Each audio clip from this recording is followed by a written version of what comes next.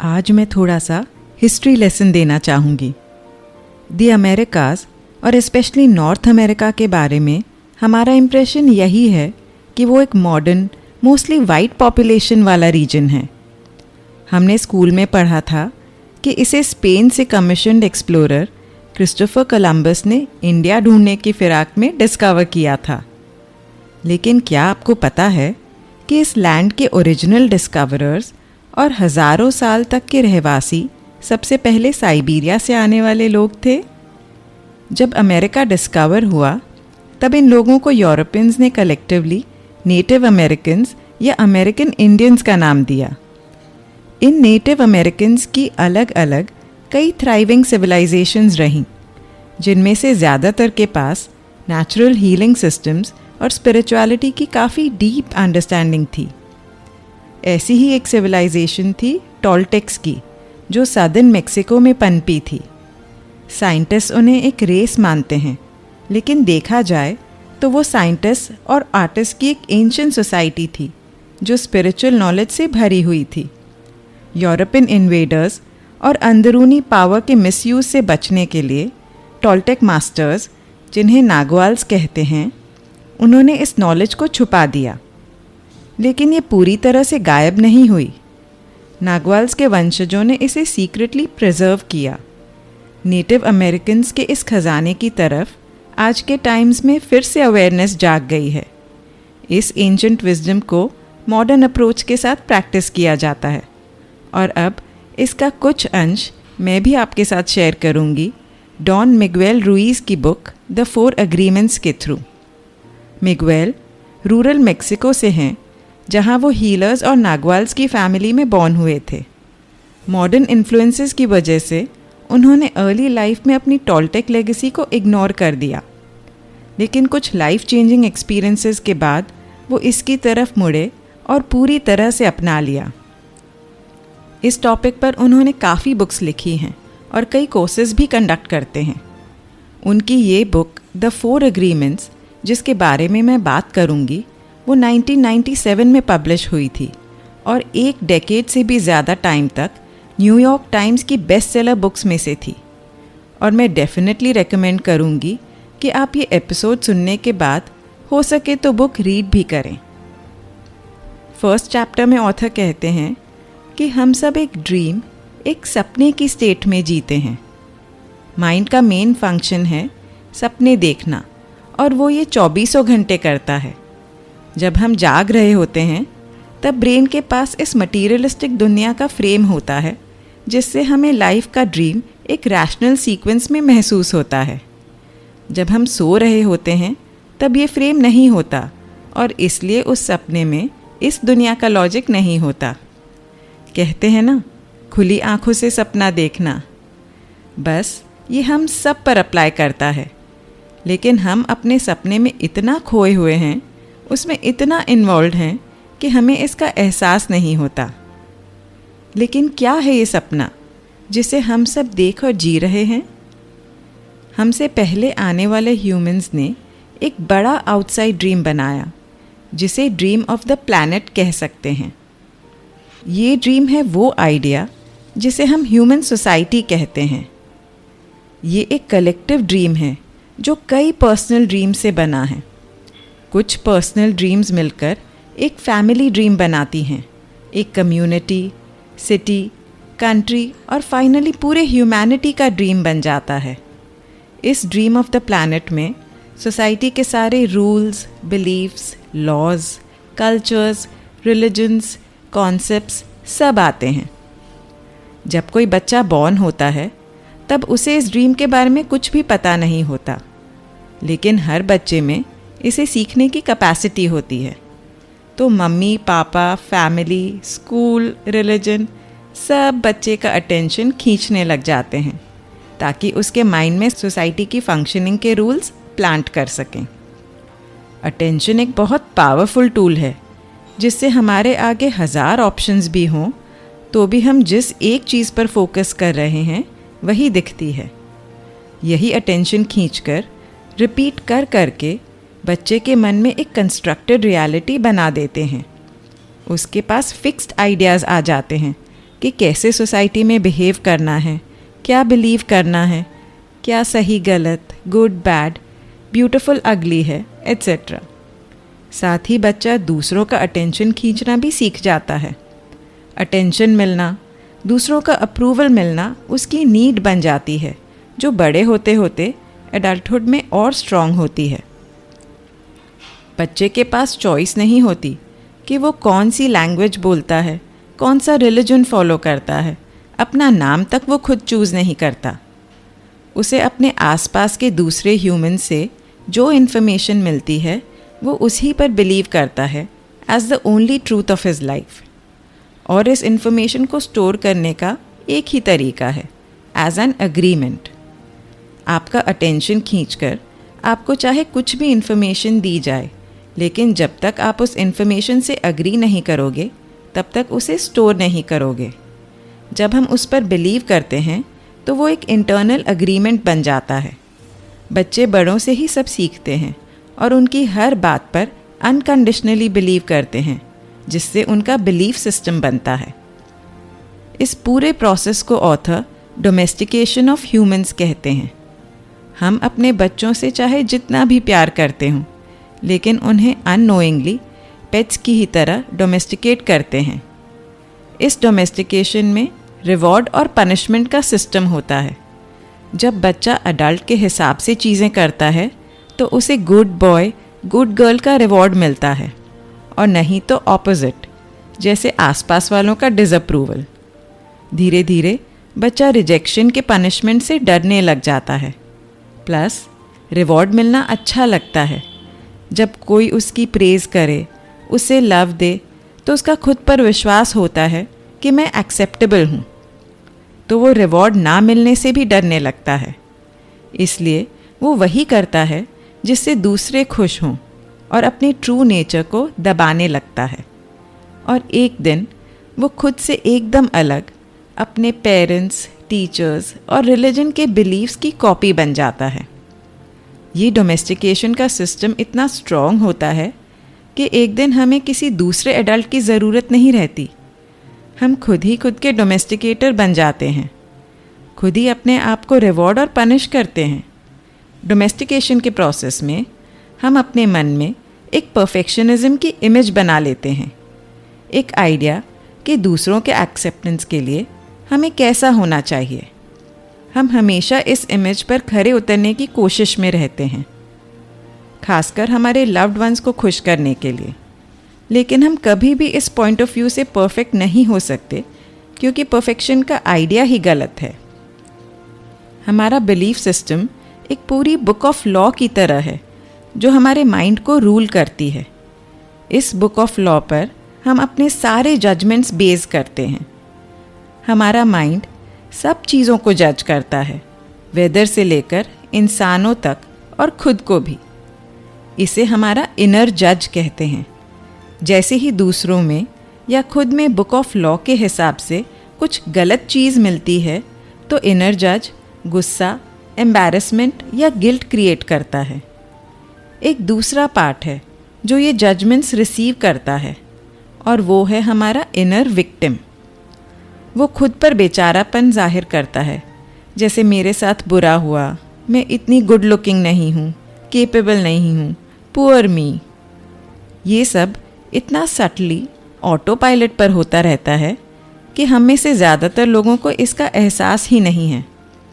हम अपनी book of law से इतने बंधे हुए हैं कि हमारे इनर नेचर को भी इग्नोर करके हम उसके लॉ को चूज़ करते हैं। अगर उसमें कुछ गलत है तो भी हमें दिखाई नहीं देता, क्योंकि हमारे अंदर के बच्चे को विश्वास है कि उसमें लिखी हुई हर बात सच है।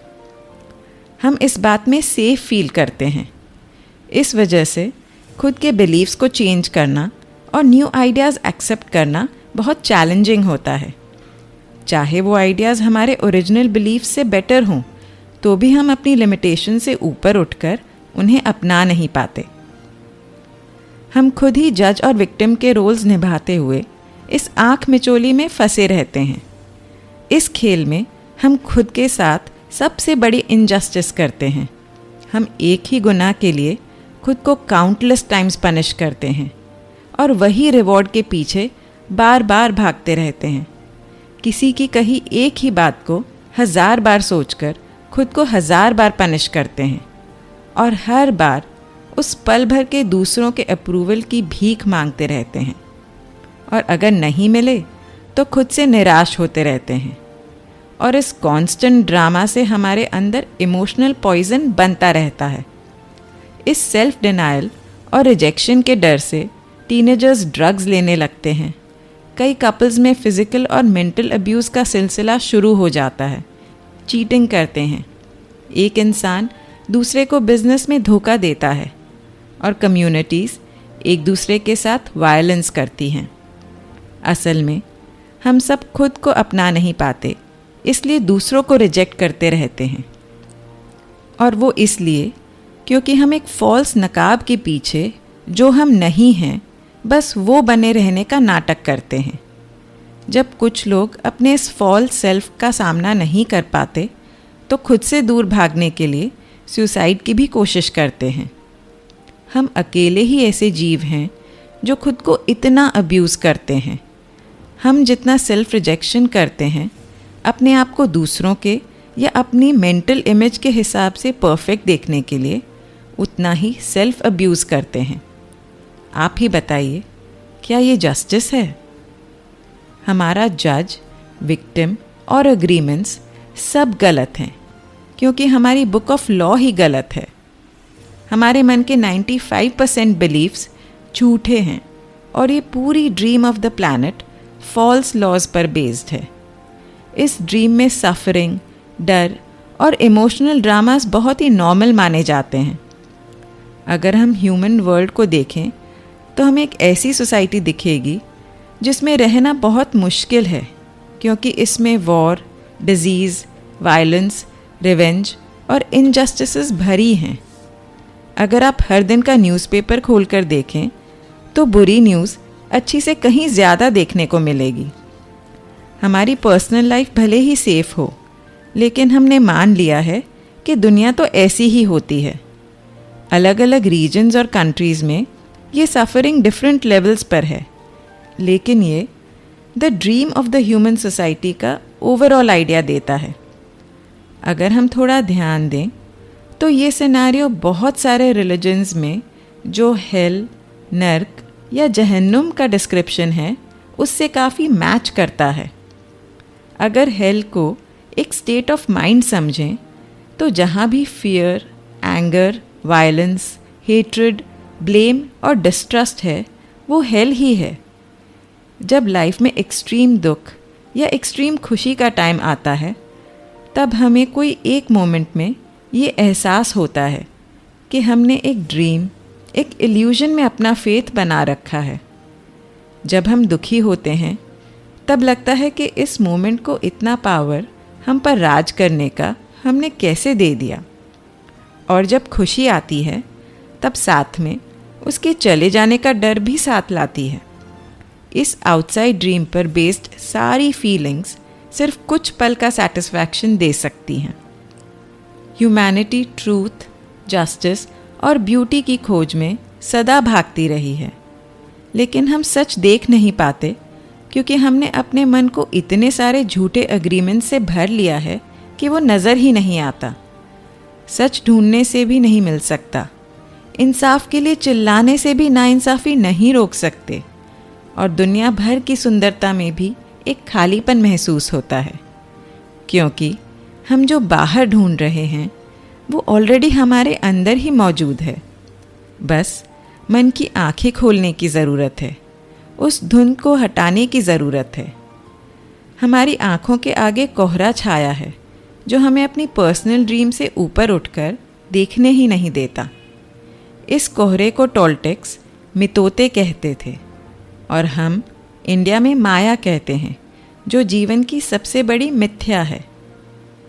हम जो भी खुद के बारे में, दुनिया के बारे में मानते हैं, हमारी मेंटल प्रोग्रामिंग, वो सब मितोते है। माया ये बाहरी दुनिया नहीं, बल्कि हमारे ही अंदर हमारी मेंटल दुनिया है, जो हमारे बिलीफ सिस्टम्स और कंडीशनिंग से बनी है। इस मितोते की वजह से हम अपनी खुद की असलियत देख नहीं पाते, हम अपनी ही बनाई बंदिशों से फ्री नहीं हो पाते, और इसलिए हम जिंदगी से डरते हैं, जिंदगी खुलकर जीने से। हमारा सबसे बड़ा डर डेथ नहीं है, बल्कि एक ऐसी लाइफ जीना है जिसमें हमने रिस्क्स लेकर वो किया हो जो हम करना चाहते हैं, वो कहा हो जो हम सच में महसूस करते हैं, और उस राह पर चले हों जिसमें हम सबसे ज़्यादा विश्वास रखते हों। Just being ourselves is our biggest fear. मेरी मम्मी ने मुझे एक बार पूछा था कि मरने से डर क्यों लगता है। बहुत सोचने के बाद मुझे रियलाइज़ हुआ कि हम पूरी तरह से जीते नहीं हैं, इसलिए मरने से डरते हैं। हम अपने अंदर कुछ अधूरा महसूस करते हैं। चाहे हम कितने ही पल, कितने ही घंटे, कितने ही साल भी जी लें, लेकिन कुछ ऐसे पल जो हमें अपने पूरेपन का एहसास दे जाएं, उनके लिए फिर भी तरसते रहते हैं। ऐसी कंप्लीटनेस जो हम किसी बाहरी सोर्स से नहीं बल्कि अपने अंदर से महसूस करें। जब हम लाइफ में हमारे लव्ड वंस, हमारा सोशल स्टेटस, हमारा पैसा, प्रेस्टीज, अचीवमेंट्स, इनके मोहताज नहीं हों अपने आप को एक्सेप्ट करने के लिए, बल्कि हम इन सब से सिर्फ प्यार से जुड़े हों, हमारी इनर दुनिया की ज़रूरत से नहीं।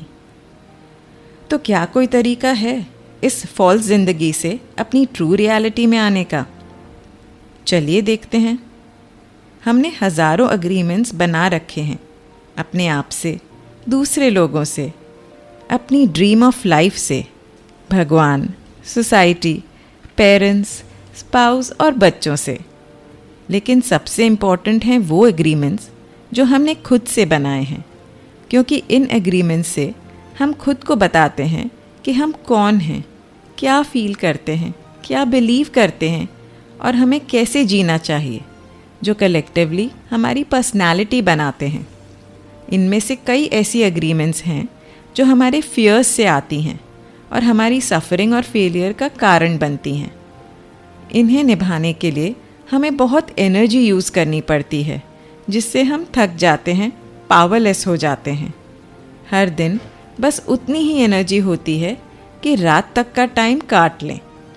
इसलिए इस सिचुएशन से बाहर निकलने के लिए हमें हिम्मत दिखाकर अपने आप को इन एग्रीमेंट से फ्री करना होगा, अपना पर्सनल पावर वापस लेना होगा। हर बार जब आप एक अनवांटेड एग्रीमेंट तोड़ेंगे, तब उसको क्रिएट करने में यूज़ होने वाला पावर आपको वापस मिल जाएगा और आप उतने ही पावरफुल होते जाएंगे। जब हम लव से कोई एग्रीमेंट बनाते हैं, तब उसमें हमें लिमिटलेस, एब्सोल्यूट और सुप्रीमली पावरफुल बनाने की कैपेसिटी होती है। पुराने एग्रीमेंट्स तोड़ने के लिए और अपने पावर में आने के लिए मिगुएल ने हमसे 4 नए और बहुत ही इफ़ेक्टिव एग्रीमेंट्स शेयर किए हैं, जो हम अपना सकते हैं और अपनी लाइफ को कंप्लीटली जी सकते हैं। लेकिन इन एग्रीमेंट्स को अपनाने के लिए एक बहुत स्ट्रॉन्ग विल चाहिए। इसलिए मैं आपसे इस एपिसोड में इस बुक में बताई हुई बातों पर पहले रिफ्लेक्ट करने की रिक्वेस्ट करती हूँ, और अगले एपिसोड में जब आप इस टॉलटेक विजडम को आगे ले जाने के लिए तैयार हो जाएं, तब इसे मैं आपसे शेयर करूँगी। तब तक अपने ट्रू सेल्फ को डिस्कवर कीजिए।